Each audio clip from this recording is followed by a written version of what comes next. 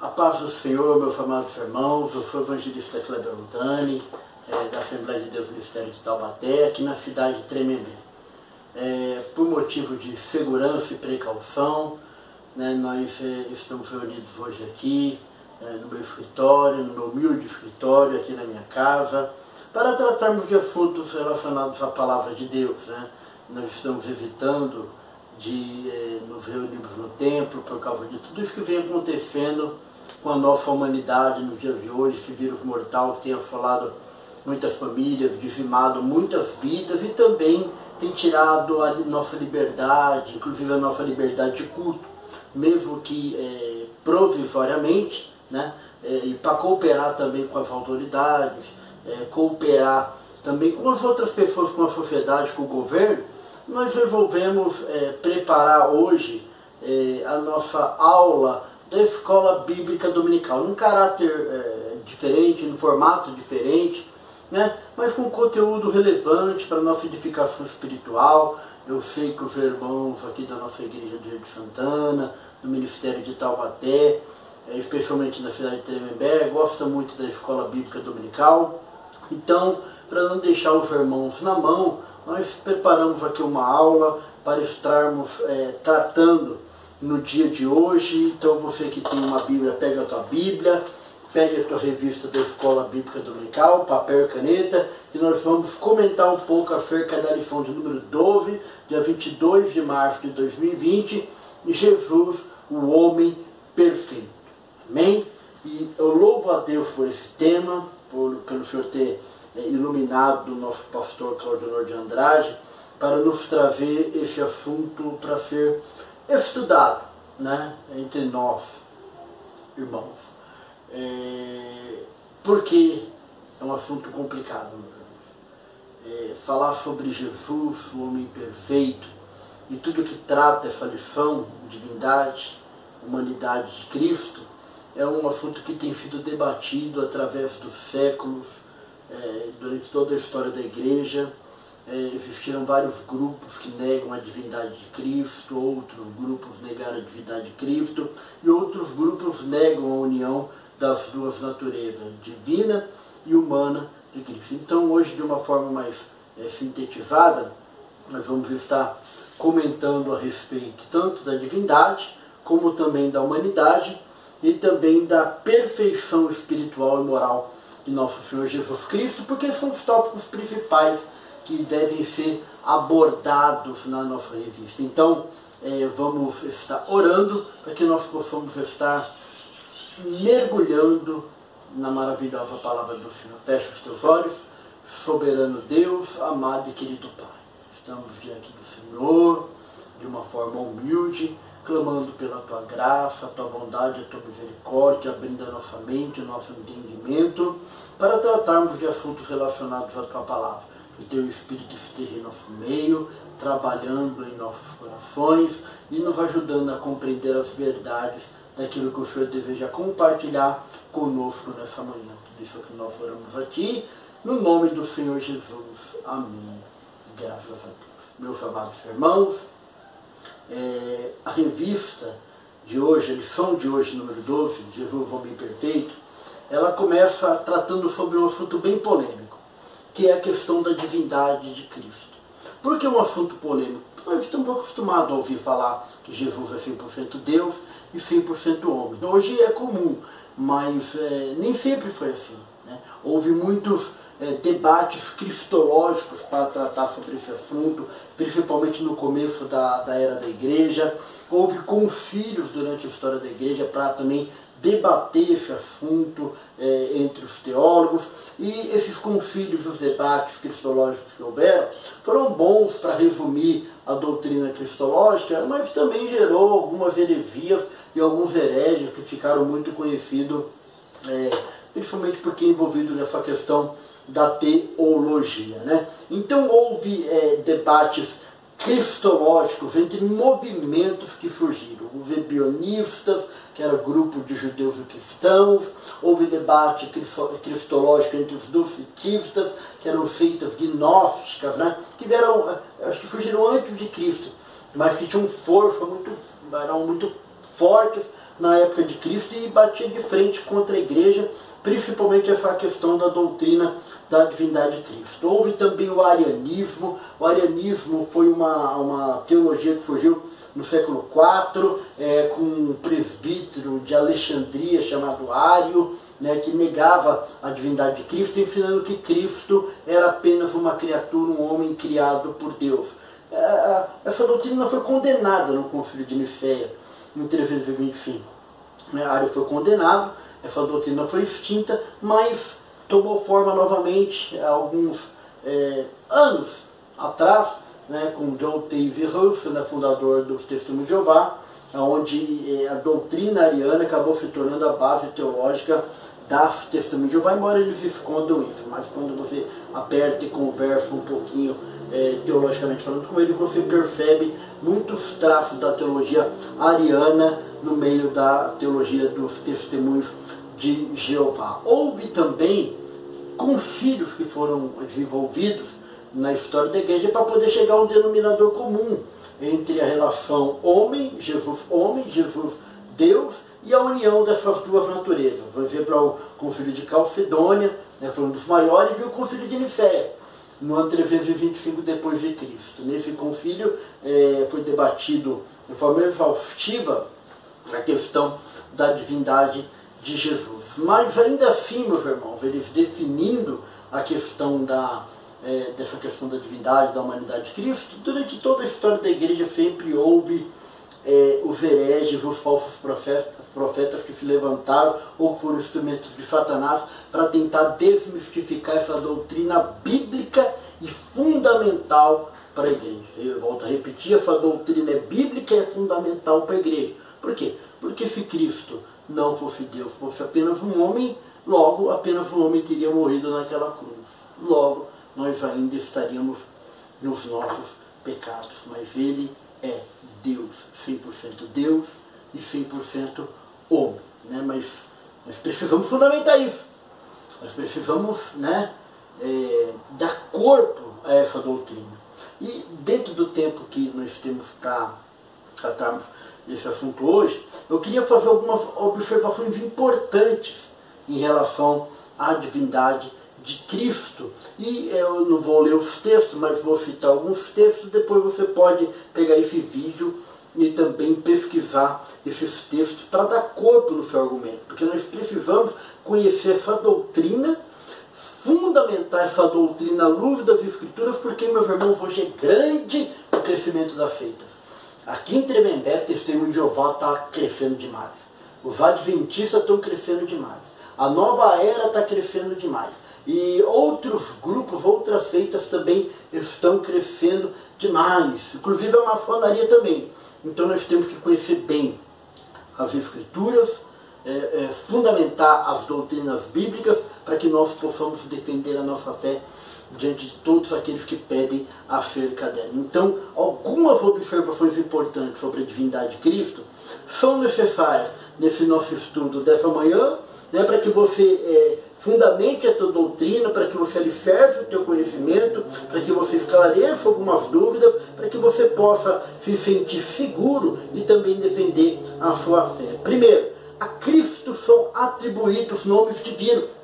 Se Cristo não fosse Deus, no Novo Testamento nomes divinos não iriam ser atribuídos a Ele. Leia João capítulo 1, versículo 1, versículo 18, leia Atos capítulo 9, versículo 27, leia Apocalipse capítulo 1, versículo 17, versículo 18, que você vai perceber claramente que a Cristo também são atribuídos nomes divinos. Outra, Cristo ele é adorado e invocado. Se Cristo não fosse Deus, ele rejeitaria a invocação e rejeitaria a adoração, mas a gente percebe que ele não o fez. Observa lá em Mateus capítulo 14, versículo 33, 1 Coríntios capítulo 1, versículo 2, Hebreus capítulo 1, versículo 6, que você verá Cristo sendo invocado e adorado. E uma das características de Deus, da divindade, é somente ela receber adoração. E se Jesus não fosse Deus, ele com certeza teria rejeitado a adoração, mas ele não o fez pelo fato de ele ser Deus. Outra coisa, o nome de Cristo é associado sempre ao de Deus Pai. Depois você observa lá em Tiago, capítulo 1, versículo 1. Cristo, ele tem características, atributos concernentes somente a Deus, que é a sua onipresença, onipotência e onisciência. Isso tem vários textos que nós podemos observar isso aí. A onipresença de Cristo. Leia lá Mateus, capítulo 18, versículo 20, capítulo 28, versículo 20, João, capítulo 1, versículo 48.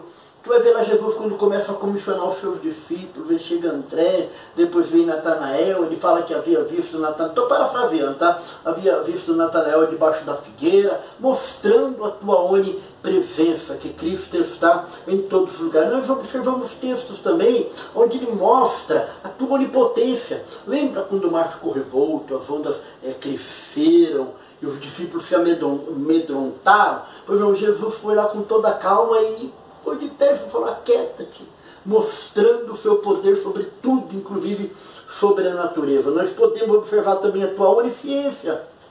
Lembra aquele texto, acho que é Marcos 2, onde aqueles 4 homens pegam o paralítico de Cafarnaum e desce pelo teto da casa, e quando Jesus recebe aquele homem, aqueles fariseus que estavam ali dentro daquela sala começam a arrazoar em teus corações, então a pensar consigo mesmo. Aí Jesus fala, sabendo Jesus que eles arrazoavam em teus corações, disse-lhes, né, o que é mais fácil dizer ao paralítico?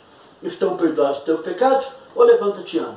Ora, para que saibais que o Filho do Homem tem poder na terra para perdoar os pecados, a ti te digo, levanta-te, toma o teu leito e vai para a tua casa. O paralítico pegou o leito, levantou, foi para a tua casa, dando glória a Deus, mas olha a onisciência de Cristo. Ele sabia o que aqueles homens estavam falando no teu coração, o que eles arrazoavam em teus corações. Então, os atributos conferentes à divindade, eles foram todos vistos na pessoa de Cristo, estando aqui nesse mundo. Estando aqui nesse mundo. Só Ele, nós podemos ver Ele realizando as obras divinas. Perdoando, no mesmo texto que nós citamos aqui, que nós acabamos de comentar, Ele perdoando os pecados. Quem pode perdoar? Ele foi questionado pelos fariseus, quem pode perdoar os pecados se não quer Deus? Aí Jesus falou, para que saibais que o Filho do Homem tem poder na terra para perdoar os pecados, aqui te digo, levanta-te, toma o teu leito e anda. Por que Jesus fez isso? Porque a cultura do judeu era o seguinte, o homem está paralítico por causa dos seus pecados. Né? Então a paralisia, na mentalidade judeu, era consequência do pecado dele. Então se Jesus falou, levanta, vai para sua casa, mas o homem continua paralítico, eu vou falar, se os seus pecados estão perdoados, mas o homem continuou paralítico, logo a palavra de Jesus, tanto faz como tanto fez. Mas para que aqueles homens que estavam ali, aqueles fariseus, aqueles mestres dali que eles estavam, para saber que ele era Deus, Jesus quebra, e conhecendo também essa cultura do judeu, ele fala, a ti te digo, levanta-te, toma o teu leito e vai para a tua casa. Então, mesmo que os judeus não tivessem acreditado que ele tinha perdoado, quando ele falou, perdoados estão os teus pecados, eles passaram a acreditar quando Jesus mandou que aquele homem ficasse de pé e fosse embora para a tua casa, ou seja, quando a sua enfermidade física foi curada. Então mostra a onisciência de Cristo. Isso é muito sério, ele sabe aquilo que passa na nossa mente, no nosso coração, antes mesmo de nós abrir a nossa boca. E uma outra característica que mostra a divindade de Cristo está lá em Colossenses capítulo 1, versículo 16, 17, na verdade, que fala que ele é o Criador e o sustentador do universo. João capítulo 1, versículo 3 também fala que por ele foram criadas todas as coisas e tudo do que foi feito se fez. Sem ele, nada do que foi feito se fez, mostrando, né, que ele é o sustentador e o criador de todas as coisas. Então a doutrina da divindade de Cristo, ela é uma verdade teológica. Ela está clara nas Escrituras. Por mais que levante falsos mestres, falsos obreiros, falsos pastores, tentando desmistificar essa doutrina, nada resiste às Escrituras. E ela está clara nas Escrituras sagradas. Jesus era 100% Deus. Amém? Mas na revista também trata acerca da parte humana de Cristo. Verdadeiro Deus e também verdadeiro homem e fiel mistério. Como que alguém pode ser verdadeiro Deus e verdadeiro homem num único ser? Mas quando nós olhamos, né, para as Escrituras Sagradas, nós observamos esse mesmo Jesus que apresentava todas essas características divinas, também apresentando características de homem comum, de um homem comum. Primeiro, Cristo foi gerado no ventre de Maria. Ele não veio trazido por um anjo, no meio de um cometa, não. Jesus nasceu, foi gerado no ventre de Maria e nasceu como uma criança comum. Cristo teve uma ascendência humana, comum a todos. Cristo cresceu e desenvolveu-se como um homem normal. Ele trabalhou, ele tinha suas limitações. Cristo tinha corpo físico e também tinha alma. Ele não era um fantasma, ele não era um robô, ele não era um super crente. Ele tinha um corpo físico, ele também tinha alma, ele tinha sentimentos, ele pensava, ele raciocinava. E Cristo também estava sujeito às nossas limitações físicas, ou às mesmas limitações físicas que nós temos. Cristo teve dor, Cristo se cansou, Cristo teve fome, Cristo teve sede. As mesmas características e limitações físicas do homem comum também estavam claras na pessoa de Jesus Cristo. Por quê? Porque ele era 100% Deus e 100% homem. E como que houve essa união dessas duas naturezas? Meus irmãos, esse assunto dá pano para manga. Muitos debates houveram para que fosse explicado essa verdade.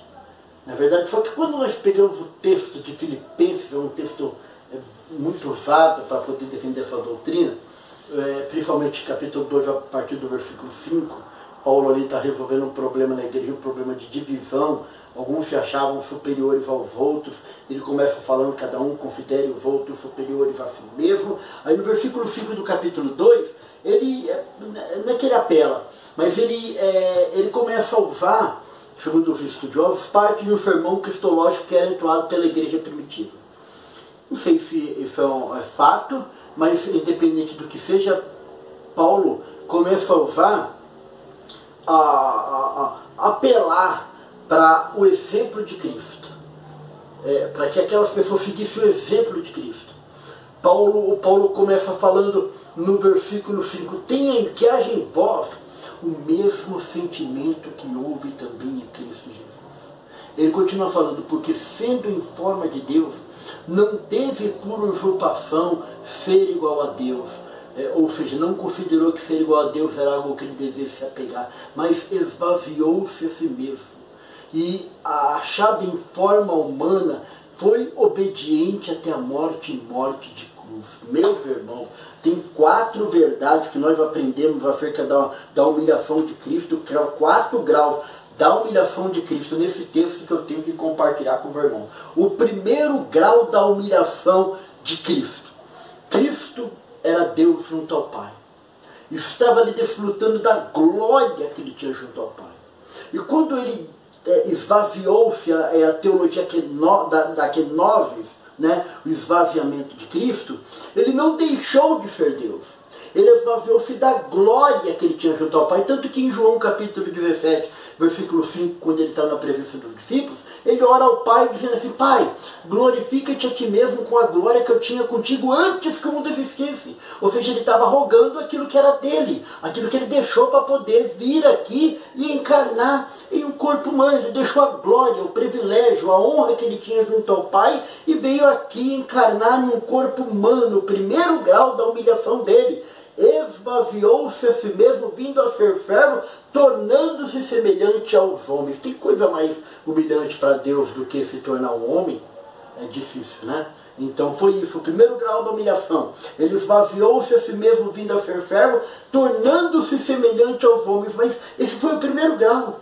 Teve o segundo grau também da sua humilhação. E qual foi? E sendo encontrado em forma humana, humilhou-se a si mesmo e foi obediente. Quando ele se encontrou em forma humana, ele humilhou-se a si mesmo. Ninguém humilhou ele. Ele humilhou-se a si mesmo e foi obediente. Aí entra o terceiro grau dessa humilhação. Obediente até que ponto? Porque a nossa obediência tem limite. Mas a obediência de Cristo não. Ele foi obediente até a morte. Esse é o terceiro grau da humilhação de Cristo. Sua obediência foi até a morte. O quarto grau, o grau máximo da humilhação de Cristo, foi a pior das mortes. Morte de cruz. Ele foi obediente até a morte, e morte de cruz. Mas Deus o exaltou soberanamente. Lhe deu o nome que está acima de todo nome, para que ao nome de Jesus todo joelho se dobre nos céus, na terra e debaixo da terra. Os três mundos, céu, terra e debaixo da terra. E toda língua confesse que Jesus Cristo é o Senhor, para a glória de Deus Pai. Então nós vemos que ele foi 100% Deus. Nós observamos que ele também foi 100% homem. Nós observamos que houve uma união dessas duas naturezas, a humana e a divina. União que a teologia chama de teologia da união hipostática. A união das duas naturezas. E sempre houve um desafio entre os teólogos de resumir toda essa verdade.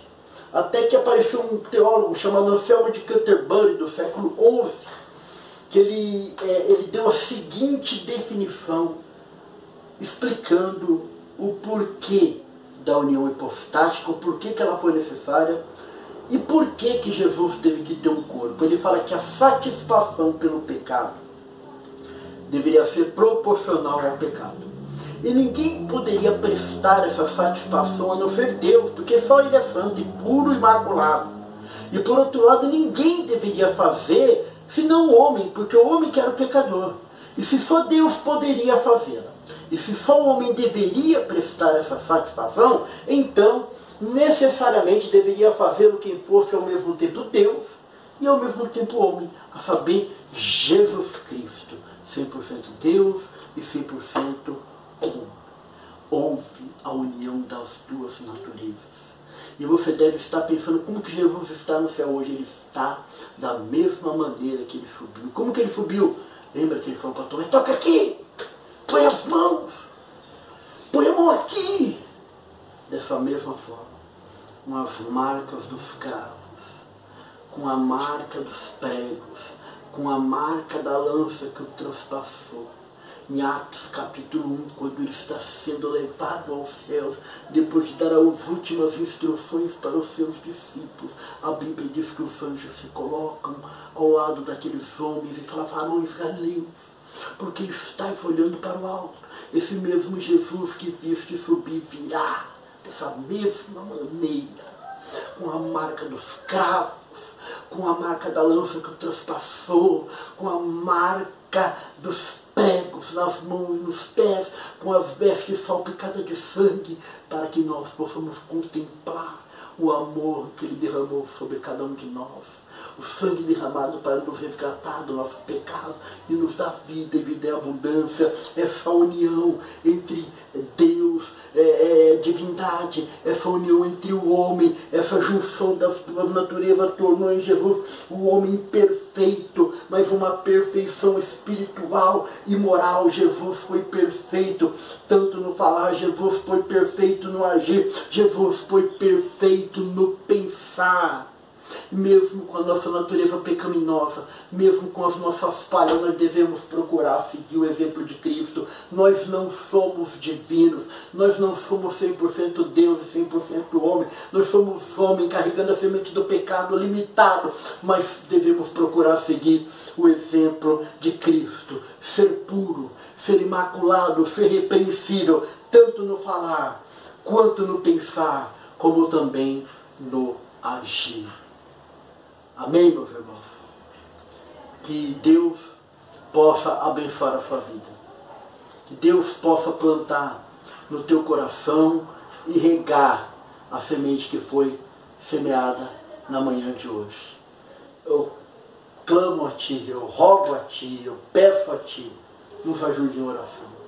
O mundo parece que está de ponta cabeça, mas o Senhor não perdeu o controle de nada. Ele ainda está no controle de tudo. Muitos, até crentes, questionam, só catástrofe, epidemia. Será que Deus perdeu o controle? Deus não perdeu o controle de nada, Ele é soberano. Tudo está na situação. C.S. Lewis, um escritor que eu gosto muito, ele escreveu uma frase que eu nunca mais esqueci. Eu li há uns 8 anos atrás e nunca mais esqueci.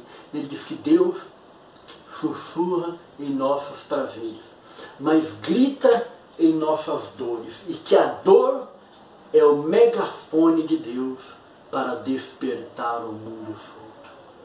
Espero que tudo isso que esteja acontecendo com a humanidade possa fazer com que os homens entendam que há um Deus no céu, que os ama e que tem os braços abertos para cada um deles.